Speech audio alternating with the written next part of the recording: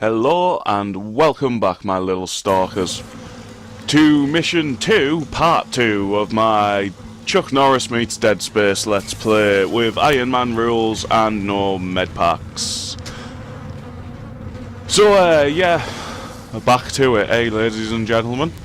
I'm a bit shattered after last night, didn't get much sleep because there was a hell of a storm in Britain last night. And, most of Scotland is currently without rail service. Some parts of Britain are without power. But all I can complain about is the fact that our shared fence with the neighbour is partially collapsed. But hey ho, that's nowhere near as much damage as the Ishimura, so chin up, eh? So we got the, I think it was the shock pad in the previous episode. And in this episode we're going to be going to go get some thermite to create a bomb to blow up that barrier we saw at the start there. So the med lab is a place where the first time I went into it I was a little bit overwhelmed and running around like a headless chicken, because this is probably the first part of the game where there is genuinely a lot of necros and that can come from a lot of different places. So if you just run around this area like a headless chicken, you're probably going to get yourself into a spot of bother. So yeah, what can I say, this is how I always do it now. But yeah, if you were tuning in from previous episodes, you'll know what this my gameplay is going to be all about, which is finding ways to beat up the necros where I think I can get away with it. But in places like this, there ain't no room for beating them up, so yeah, I'm just going to go jump straight to the Chuck Norris fact. And for this one, I'm just going to say, Chuck Norris can bring all the boys to the yard as his milkshake is better than yours. Haha, damn right. Also, coincidentally, a good song, I'm not going to deny it. I quite like that song, even though I'm not normally a fan of R&B and all that genre.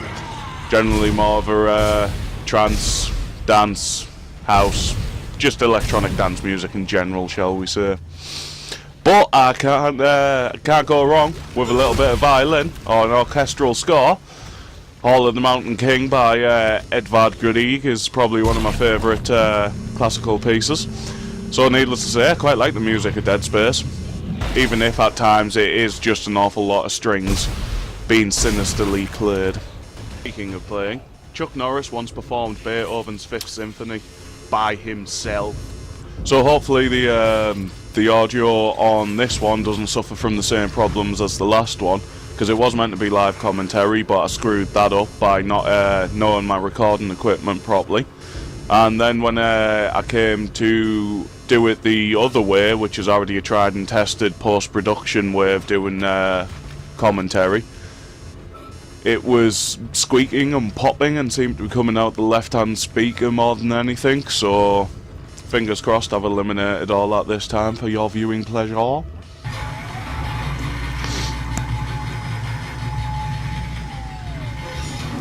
it's time for round 2. Because as you probably guessed, considering the alarm's still going off, it's a case of you're going to get attacked again. Chuck Norris does not retreat, he just repositions. There's always that one crawling around inside the toilet area as well. And it's also the place I recommend to go to fight these. It just helps control the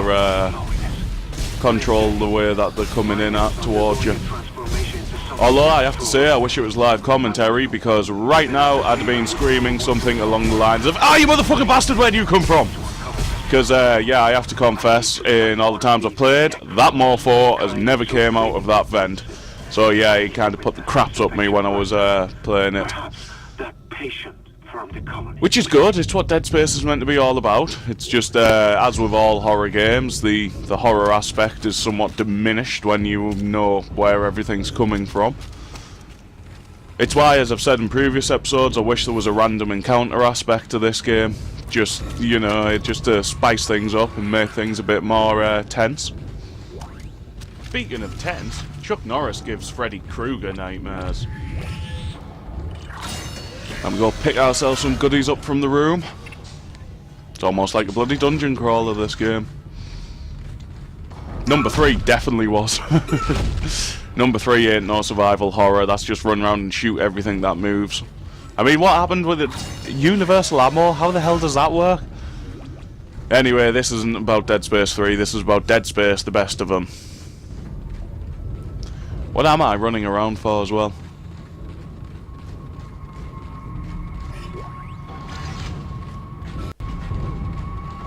Must be just trying to find everything. Because like you say, it seems I screwed up the live commentary. This is now post-production, and to be honest, I've filmed this a while ago now, so yeah, I can't even remember what I was saying at the time, I have to confess. Let's listen to these two yarble on a little bit. I think that's precisely the point, Doctor. God's work.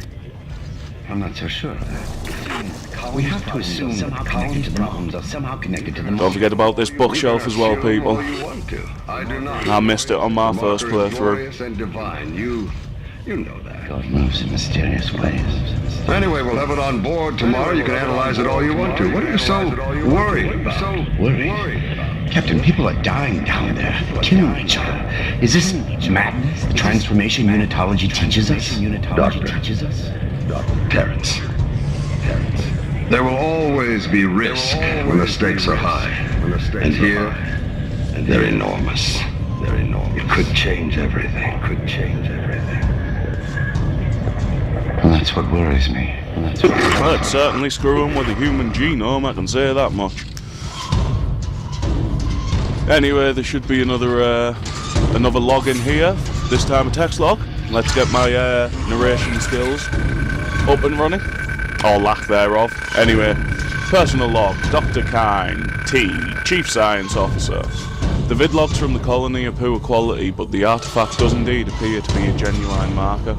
The first to be found in Unitology's 200-year history. I'm eager to get it on board the ship so I can study it properly. The potential here is enormous, not just for me personally, though it's true I've dreamed of such a discovery for decades, but also to humanity, and the Church of Unitology in particular. This marker could herald the dawn of a new age for mankind, and I will do my part to ensure it comes to pass. I know the Church will be grateful, but the true recognition will come from all of humanity. On this day, we are blessed. Yes, blessed to turn into homicidal, raging maniacs who just want to kill everyone. So, to be honest, not that different to a religious zealot. But anyway, let's not get all religiously political, eh? And let's get back on with the game. I have to say, while I'm staring at this monstrosity on the floor, the telekinesis is worse than I remember in Dead Space 1. I mean, I remember using it with effect, but admittedly that was on the Xbox, so maybe it was patched and sorted out for the Xbox sufficiently. And that's one fat mofo. I recognise the one on the left-hand side, but I don't recognise the one on the right. Maybe it was an enemy that was meant to be in the game, but was taken out of it for whatever reason. Because to be honest, I've seen a bit of promo art of monsters that never ended up being in the game. But to be honest, pretty much every game going, not every enemy that was included in the concept art actually makes it through final production. So, yeah, well. Still though, I do feel that enemy variety is a little bit of an issue in this game. They're all generally four-legged, slashy, hacky things. But again, I'm just being pedantic and friendly. Come on, let me out! No! Looks like this guy's in a spot of bother as well. Can't you just tell that you can't do nap all to help him though? Because you can run around the side and miss out on the beautiful, gory nastiness. But you'll just see that the door says stand by, as you just may have briefly noticed there. Which is a shame. It's also a shame the fact that I can't do what I normally always do here, which is very deliberately let that baby jump on my back. Because after all, we all like a game of kick the baby. I don't want to kick the baby. Absolutely love South Park, me. If it came down to it, I am going to have to be honest and say that I am more of a South Park person than the Family Guy person, for the simple fact that Family Guy is funny and irreverent, but it quickly gets old, and also the The political messages of South Park are just brilliant. They may be wrapped up in so much toilet humour and stupidity, but there's some serious societal and political messages hidden away in South Park's dialogue and narrative, which is my kind of thing.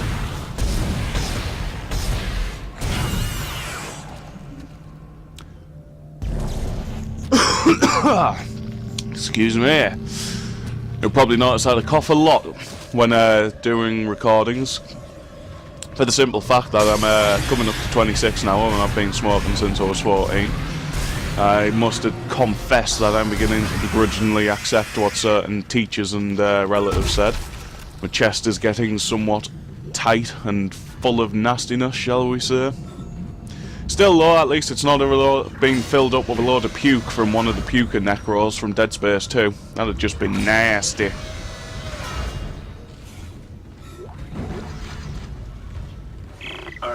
Tell you what, I'm just waffling on. I'm forgetting this is meant to be a bloody Chuck Norris facts and jokes playthrough as well. So, just to keep in fitting with that, do you know that Chuck Norris holds the Guinness World Record for the most beard-related killings?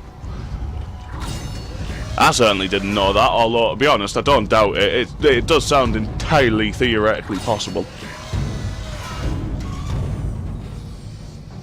Time for a fun bit now as well, because just as I said, this is meant to be a Chuck Norris playthrough. It's time to beat some Necros. Beat them up, beat them down, whichever. Maybe diagonally for once. We haven't tried beating them up diagonally before.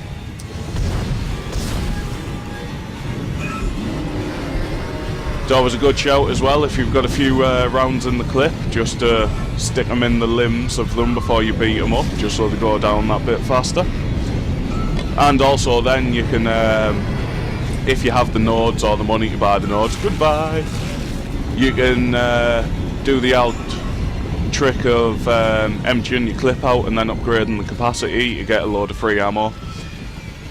This is after you've beat the crap out of a load of Necros as well, so not only am I going to get a load of free ammo, I've also saved a load of ammo. Hey, hey, win-win. Tell you what, Chuck Norris doesn't need ammo as well. He only needs one bullet for every 10 people.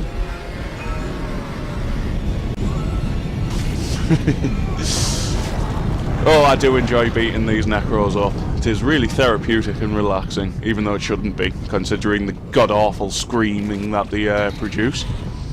Speaking of screaming, Chuck Norris doesn't scream, but if he did, he'd be even worse than one of those fighting cats.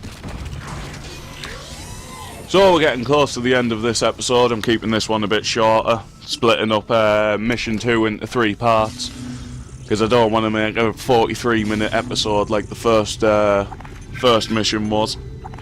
So now it's going to be a case of moving and flogging some of my stuff, and then buying a load of paranoids with it, because naturally, if you're not allowed to use medpacks, you are going to be swimming in medpacks if you don't sell them all.